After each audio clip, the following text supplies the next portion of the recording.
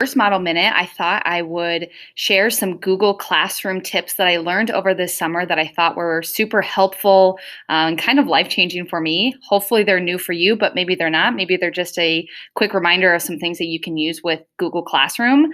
The first thing I want to share with you is about some organizational tips for your stream on your Google Classroom.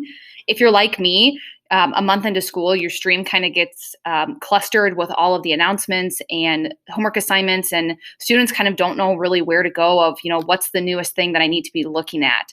So if you want to really utilize the announcements feature for Classroom and separate it from the assignments that you're posting for your students, you can actually change that. If you go to your settings, so that little gear that's in the right-hand top corner of your classroom, if you go down to General and then go to Classwork on the stream, it might say that you are showed condensed notifications right now. If you go to Hide Notifications, hit Save, and then if you go back to your homepage now should only show the announcements on your stream rather than all of the assignments that you've posted. So your students, you might have to teach your students a little bit to only use that stream to look for announcements. So if you're giving reminders for that Friday remote learning here, don't forget that that's due by a certain time.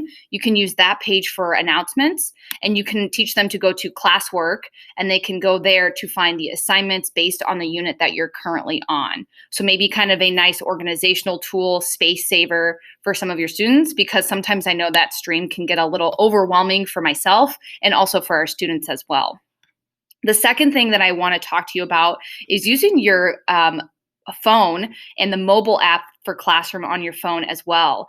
I had not downloaded the mobile app for Classroom until I saw someone who posted some really cool tips for it.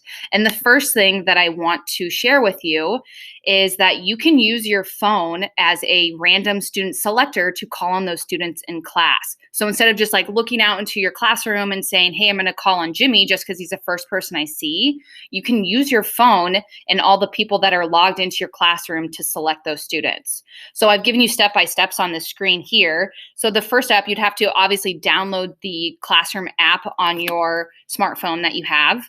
The next thing is, once you open that app and you go to the certain class that you're currently teaching, you'll see on that screen on the bottom right-hand corner, it'll say People. Then it'll take you to the screen that shows you all of your students. And then if you go to the upper right-hand corner, you'll see these like 4 boxes.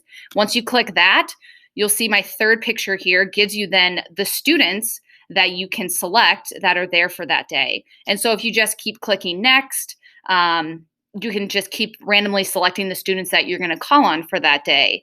Kind of a great randomizer for your students, so they don't think maybe you're always picking on them. You can blame it on your phone, say, my Google app made me do it. The other nice thing about this feature is that it also records if those students are absent. So if you hit absent, it'll take them out of the selection, so you know that you're not counting on the people that are maybe your virtual learners that are not there. So that's one really great reason to use the mobile app for your phone.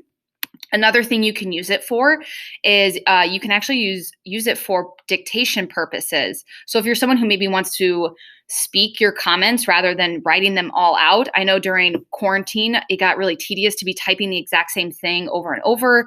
Maybe it's just faster to speak it instead. You can actually use your phone to leave voice comments for your students on their assignments as well. And then the very last thing I wanted to share with you is that you can also use the mobile app to annotate on some of your students' assignments as well. Something that's not allowed for the app that's on your computer when you just use it on the website. That's not a feature you can use. But if you use your phone, if you just open up your student's assignment like I have over here, if you click that little pencil over here, it'll give you some options for if you would like to, maybe highlight something, or if you want to circle something, you can annotate it with that instead. I envision, especially for maybe math teachers, if a student has maybe done a problem wrong, it might be easier to kind of circle where in that problem that they have done something incorrectly. Might be a little bit better use for you to use a mobile app instead. I hope some of those tips were helpful for you and that they will help give you a little bit of relief this year as we start off another wonderful school year.